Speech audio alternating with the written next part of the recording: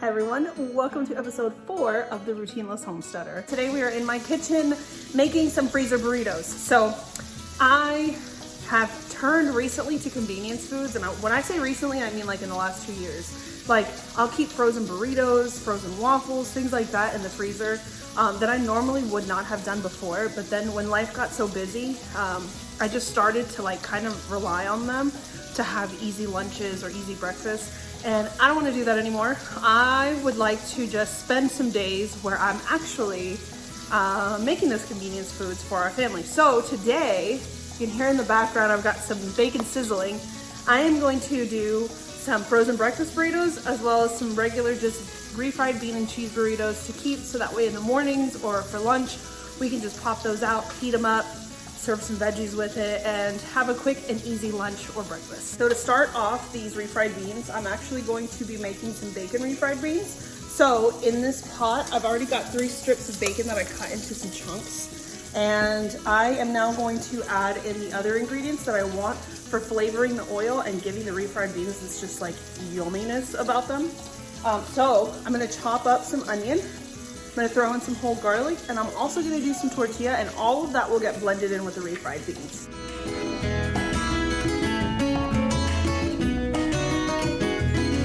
The bacon chunks have been rendering out the fat from it, and so I went ahead and added in half of a diced small onion. Just be a rough chop, it doesn't have to be anything fancy. It's gonna all get blended anyways. And now I'm gonna add in 4 cloves of garlic, and I want those whole because if I put them into little chunks right now, they're gonna end up burning, and it's gonna give the beans a bitter taste. And now for my favorite tortillas, I'm gonna take one of these, and the top ones are always the best for this because they're already cracked at the top usually, just from being the top tortilla. So now I'm just gonna take it and cut it up, or rip it up into a bunch of chunks and toss it in. Okay, I've had this sauteing for 1 minute now, and it just seems kind of dry, like I don't see any oil at the bottom, and the beans are gonna go in, so I'm adding like 2 more tablespoons of some avocado oil.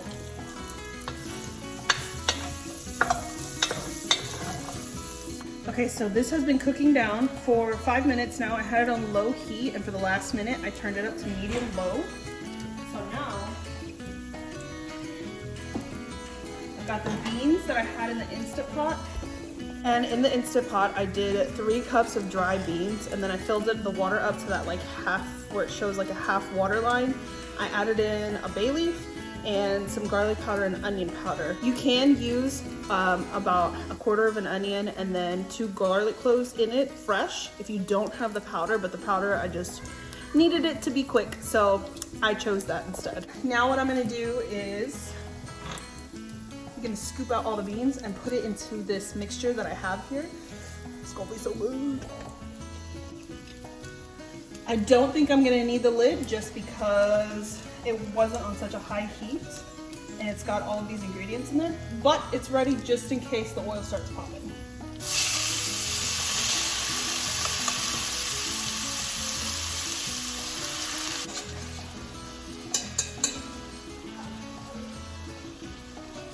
All of the beans are in there, so now I'm gonna add in some of this broth. And I have it come up to where it's just up at the beans, but you can still see everything, and they're not completely submerged in the broth, because I'd rather add more later than add too much right now and get stuck with that much broth and have to cook it down for a lot longer. I'm gonna let the beans just, you can hear them simmering away in the background. I'm gonna let them simmer so that all the flavors from like the onion, the garlic, the bacon, everything can just really mingle together before I go and mash it all up. So the other thing that I made for these burritos are papas con chorizo, so potatoes and chorizo. And if you want to see how I make that, I'll link the video down in the description box, but this way I can have this for the breakfast burritos. Okay, they've simmered for about 10 minutes now, so I'm gonna cut the heat and mash them up.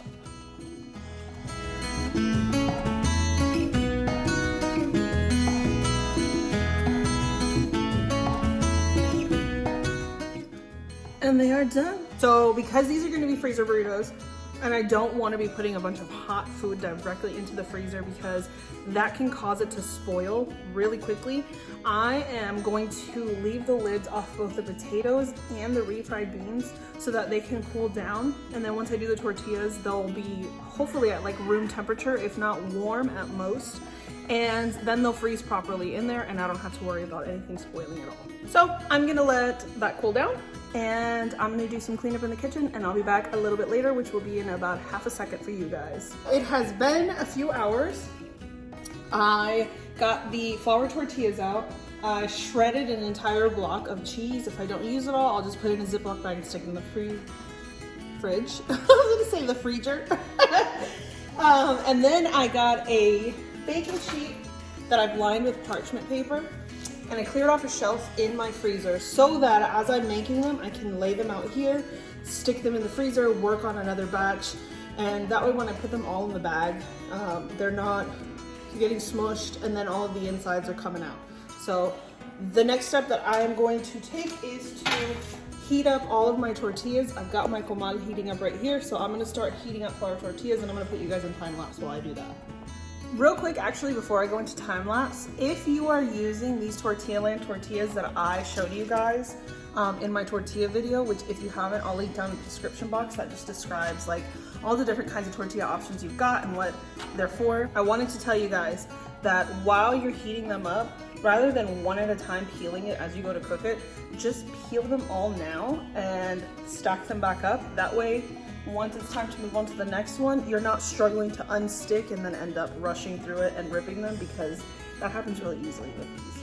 It's just dough, so it will kind of stick to each other and you'll have a hole in it. Exhibit A already happening here. So when it does that, I just come around to the opposite side and pull, and then it'll prevent the hole from happening.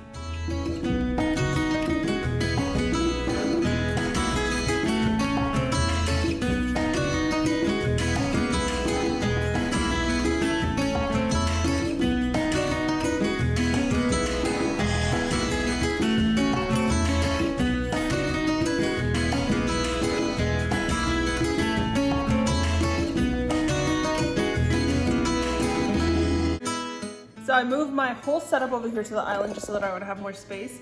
And I already did 3 of them. So for this first tray, I'm gonna do just bean and cheese. That way when they're done freezing, I can put them all in a bag that's marked bean and cheese, and I don't get it confused later and having to try to sort through that.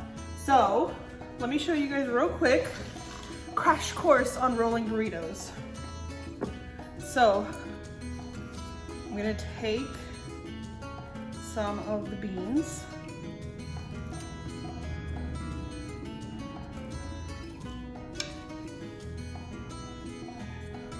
and some cheese,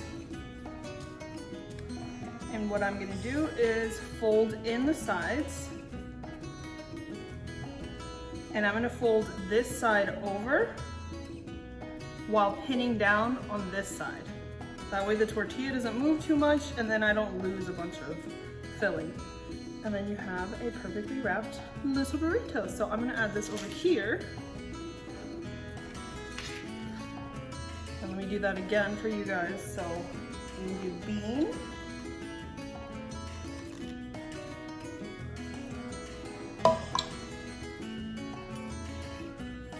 cheese, fold the sides over. The side closest to you is going to come and fold over while you're pinning down. So I'm using my 1, 2, 3, third finger. So I'm picking up, holding down with the third finger, and roll.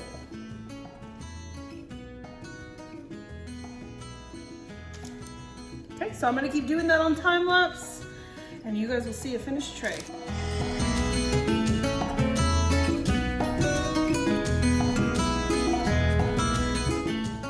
So it made a dozen of the bean and cheese. I'm gonna put these in the freezer, and then I'm gonna go back and heat up some more tortillas because I wanna do at least a dozen of the potato and bean and cheese ones. So we'll see if I have enough beans for all of it. I was afraid to make too many, and I only did 3 cups of dry beans. So this is a good start though, because this is my first time ever doing this. So this lets me know how much I need to make for the next time. So let's go put these in the freezer.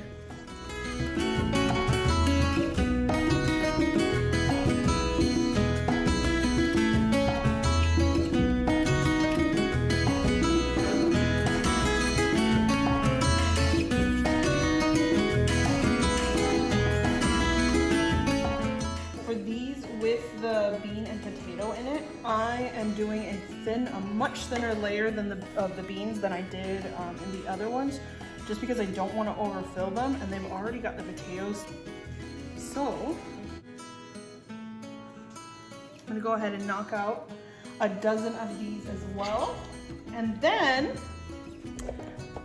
while I was heating up the tortillas, I decided if I'm already doing all this, and I'm gonna be done with the beans soon, because this is seriously so quick. The longest thing was just actually cooking and waiting for it to cool down.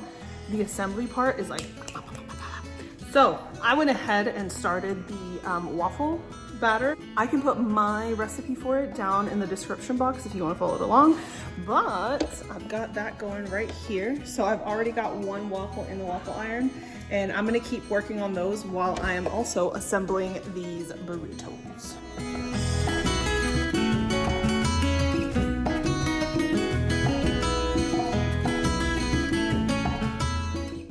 And I did it! All right, so total with those 3 cups of dry beans that I turned into refried beans, and that was also 3 strips of bacon, half of a small onion, 4 cloves of garlic, and 1 corn tortilla.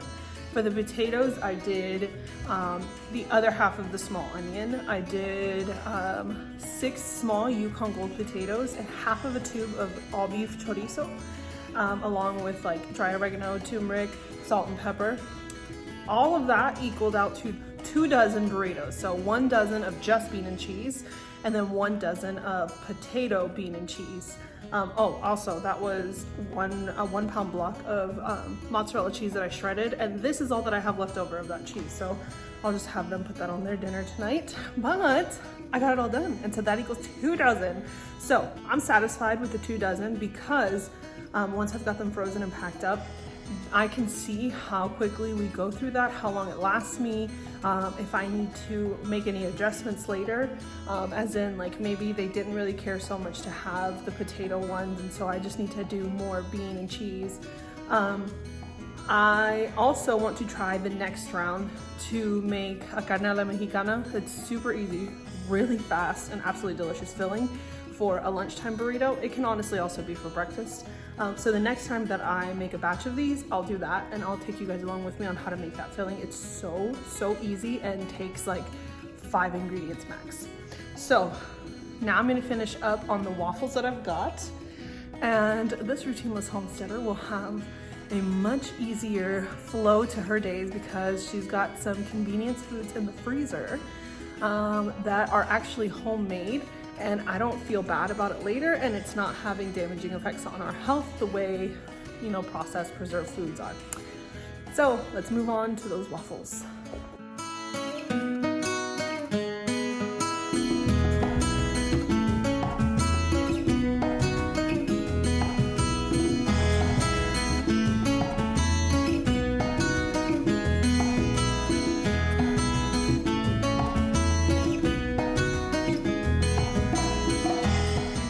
Okay, I did it. I got them all done, so check it. All right, so these are the ones that I had in the freezer, and they're not all the way frozen, but they're firm enough now that I'm not worried about them getting squished. So I'm gonna transfer these into some bags that I labeled, and then I'm gonna stick the ones with the potato into the freezer. With the waffles, my kids only eat half at a time, and with the batch that I made, I was able to get 6. So this has 3 whole waffles in it, but they will only get 2 of these triangles when they have it for breakfast. And when these cool down enough, I'll split those in half and put them in a bag as well. I didn't realize that I didn't have much baking soda left, so I only had enough to make the 1 batch of the waffles that I did. Otherwise, I definitely would have made significantly more. So what I'm gonna do is the next time I'm in town and I'm at the grocery store, I'm gonna get another thing of baking soda, and I'm probably going to do pancakes. That way they have pancakes or waffles to choose from in the freezer. And like I said, I am going to see how this goes. Who knows, maybe my husband will even want to take some of these burritos to work with him. And if all goes well with them, and they heat well and they eat well, then I am going to definitely keep these on a rotation of making these and making them in big batches so that I don't have to do this like on a weekly basis, because that's not something I want. Don't want weekly basis. maybe a monthly. My goal would be a monthly basis, so we'll see how this goes. If not, bi-weekly. So I'm just gonna do 6 in a bag, that way they don't take up too much space in the freezer, because my freezer space is not much, so I'll be able to just fold it over like this, and I can still see the label of which ones, and I'll be able to stack them up together that way.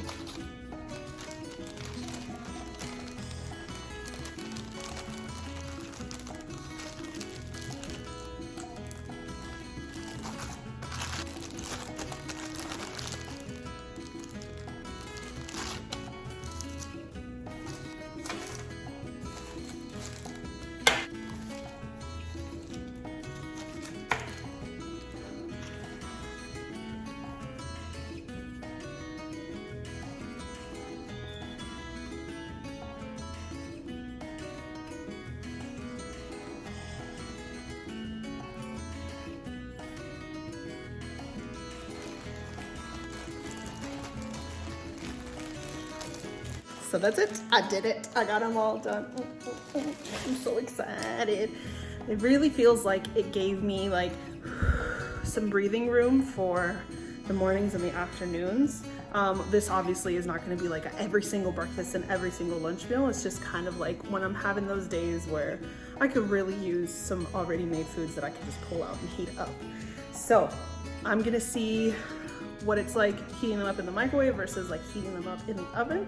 But yeah, I'm really excited about what this is gonna do. Hopefully I can keep this in rotation, like I said, bi-weekly or monthly, depending on the size batch that I make. And I will get back to you guys anytime that I'm making a new version with different fillings in it. I will make sure to do a little video of it so that you guys can get some ideas on what to fill yours with. But that's it for today's video. I hope you guys enjoyed. If you did, please give it a thumbs up. And if you haven't already, I hope that you're willing to hit that subscribe button and stick around with me for a while on my journey to becoming a homesteader, a routineless homesteader. I'll see you in the next one.